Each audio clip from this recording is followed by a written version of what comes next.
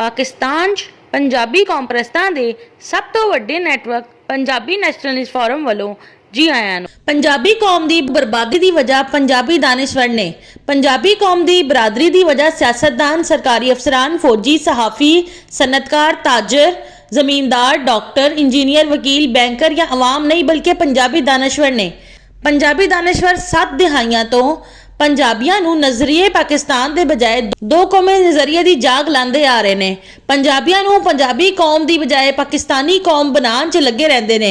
पंजाबियों की जुबान ते वादिए सिंध की सकाफत नूं अहमियत देने के बजाय उत्तर प्रदेशियों की जुबान उर्दू ते गंगा जमुना की सकाफत नूं फरोग देने की जदोजहद करते रहते हैं।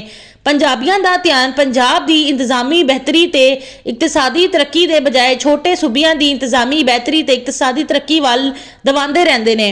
पंजाबियों का ध्यान पंजाबी कौम के समाजी इज्जत ते मुआशी खुशहाली के बजाय खैबर पख्तूनख्वा के काबिज पठाना बलोचिस्तान ते दीही सिंध के काबिज बलोचा ते कराची के काबिज हिंदुस्तानी मुहाजिरां की समाजी इज्जत ते मुआशी खुशहाली वाल दवांदे रहते हैं।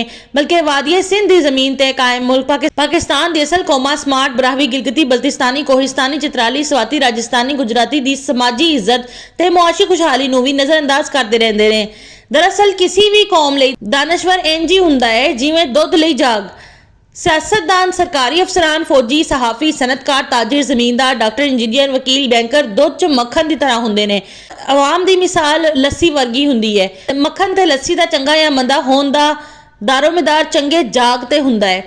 चंगे जाग नाल दुध वधिया जम जांदा है, जिहदे नाल मक्खन ते लस्सी भी वधिया बनदी है। खराब जाग नाल या तो दुध जमदा नहीं है या फिर खराब जाग ते जम्मे दुध नाल बनाए जाने वाले मक्खन ते लस्सी का म्यार चंगा नहीं हुंदा।